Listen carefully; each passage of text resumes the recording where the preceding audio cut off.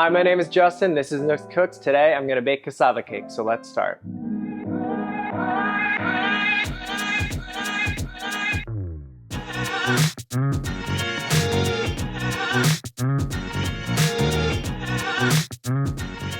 Cassava cake is a popular dessert in the Philippines. It comprises of two layers usually. There is a cassava layer and on top there's a custard. Here is the star of the show. This is cassava. In other parts of the world, it's also referred to as yucca. It made its way to the Philippines by way of trade from Latin America. And in Tagalog, it's known as kamoteng kahoy. Kamote meaning yam or sweet potato, and kahoy meaning wood. There are variations in the Philippines that include coconut and cheese. I'm not going to do that today, but just know that as an FYI. There's also a version in Vietnam. I'm not even going to try to pronounce it, so I'm just going to put the name here. So any of my Vietnamese followers and friends, let me know how to say that because I am not going to butcher it. Bánh khoai mì. I wanted to bring up a couple of interesting things about cassava. One, tapioca comes from cassava. So if you've had anything with tapioca, or specifically if you like boba, like the pearls, those are made out of tapioca. So the origin is cassava. And two, cassava is known for having cyanide in it. There are two main types of cassava. There are bitter varieties and there are sweet varieties. Bitter having more cyanide in it and sweeter ones having less. This is a sweet variety, I hope, and you can get around it either way. One is to cook it or bake it, and two, you're gonna see later, we're gonna wring out all the water and that lets the cyanide out. So we're gonna play it safe today.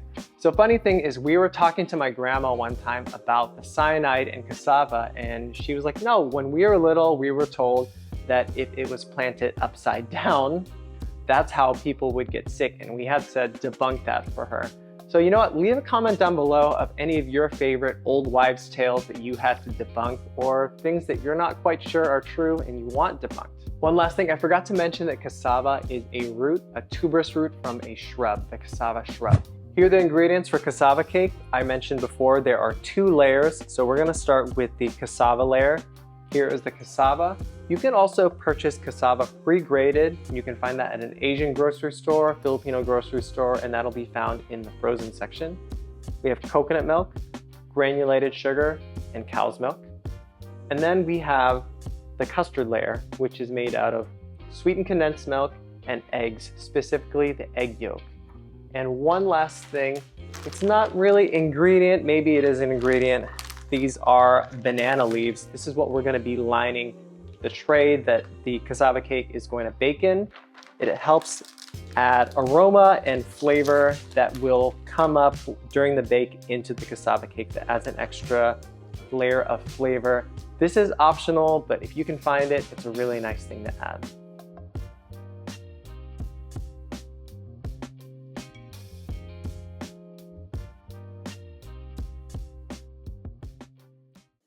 I'm going to start out by cutting the cassava, and like I mentioned earlier, in Tagalog the name translates to wood yam or wood sweet potato, so they can be pretty tough, so just be prepared to put a little effort into cutting it.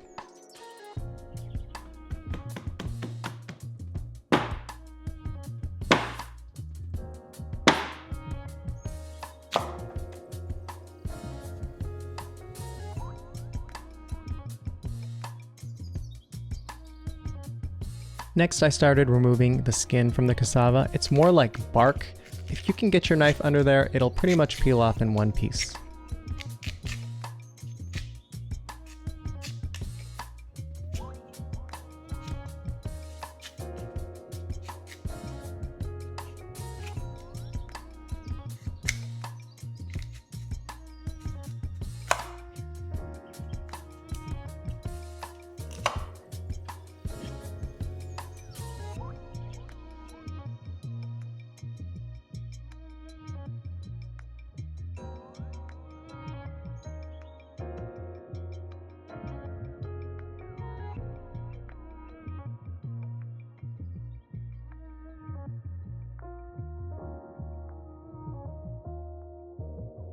There are two shredding sides to the box grater, and I'm going to use the smaller shredding side.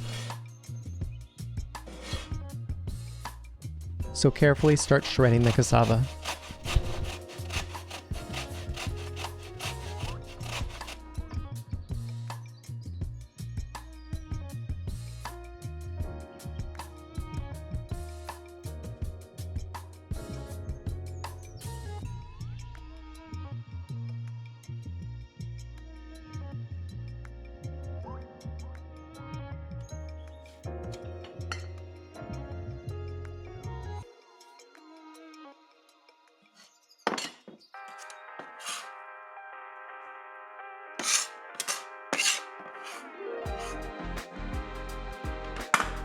Once you finish shredding the cassava, you can feel that it's fluffy and that it has some moisture in it.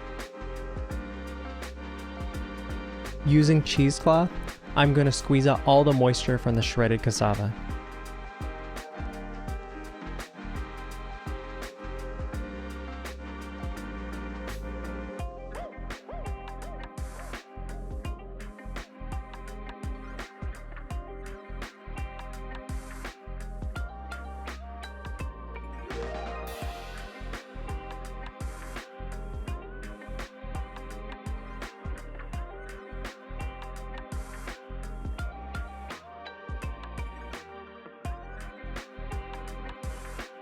After all the moisture has been removed, I go back by hand and break up all the clumps.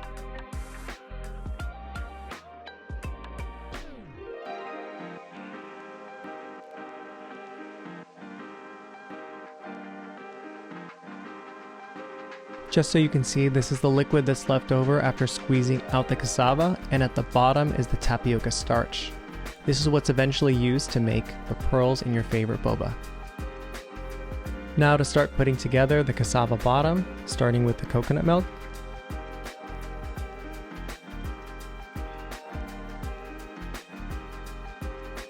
granulated sugar,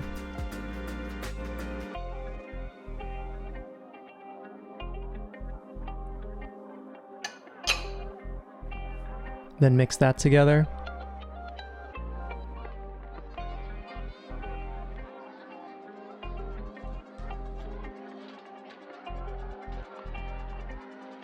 And then stir in milk.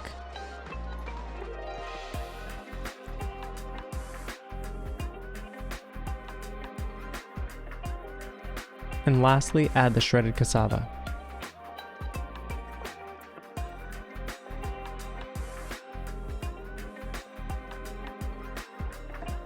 Then mix it all together.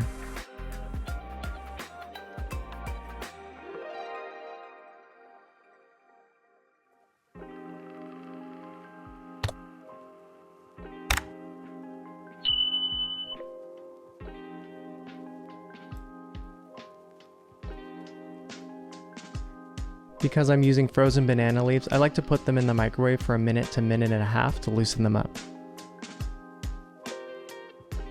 And then I give all the sides a good wipe down with paper towels.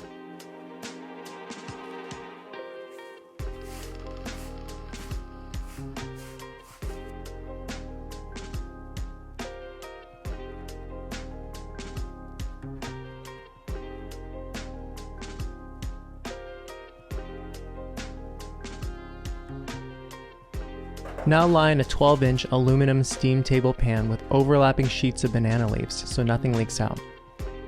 If you don't have banana leaves, you can use any pan and brush it with butter so the cassava cake doesn't stick.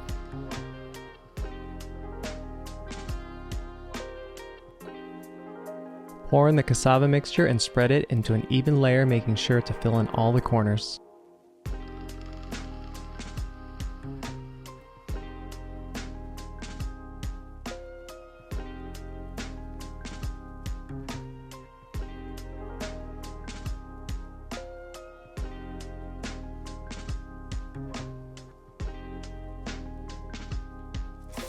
Cover the pan with aluminum foil.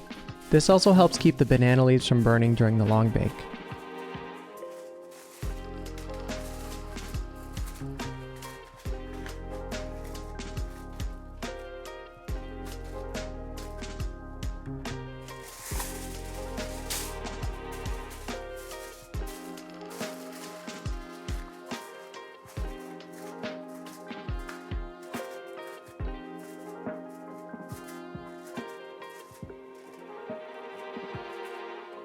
Preheat the oven to 350 degrees Fahrenheit, and then bake on the middle rack for 50 to 60 minutes or until the cassava sets.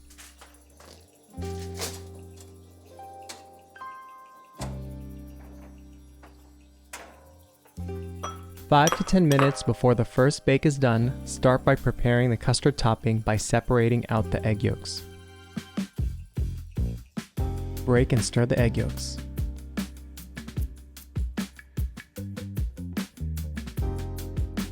Add sweetened condensed milk to the egg yolks and mix it all together.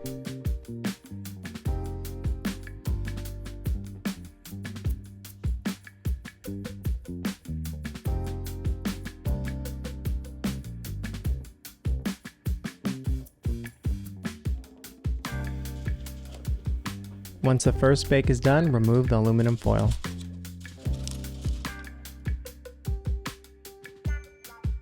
And just to be sure, I did a toothpick test to check the doneness. Pour the custard topping on top of the cassava.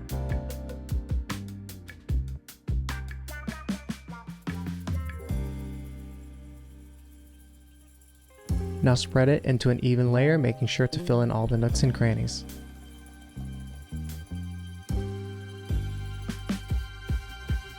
Bake for another 10 to 15 minutes at 350 degrees Fahrenheit. No need to cover it again with foil.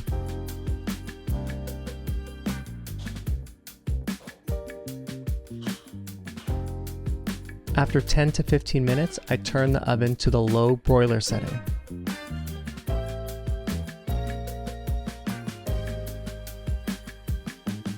Broiling the top gives you the signature spotted brown top look of cassava cake. This took about 6 minutes, and it's important to keep your eyes on it the entire time so it doesn't burn.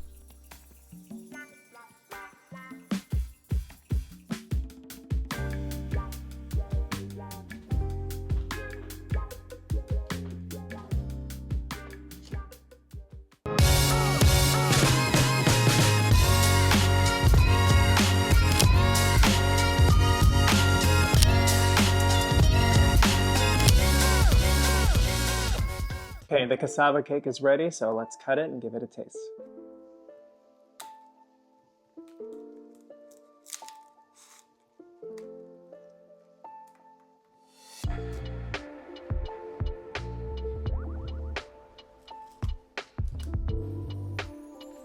Okay, let's take a bite. You can see it's really spongy, which is good.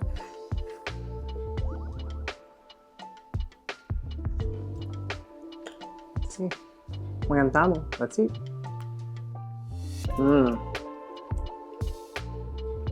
It's a nice contrast between the smooth flavor of the cassava on the bottom and the custard topping with the sweetened condensed milk and egg yolks. It goes really nice together. And then the top is just ever so crispy. And the last nice part of it is you can really taste that banana leaf. The smell and the taste has really gotten into the cassava cake. And it's a nice little touch. Like I mentioned, you can make it without it, but it makes a huge difference when you use the banana leaf. It really brings it all together. Hi everyone, thanks for watching. If you made it this far, leave a comment down below what your favorite flavor of boba or bubble tea is. And remember to like and subscribe. Peace!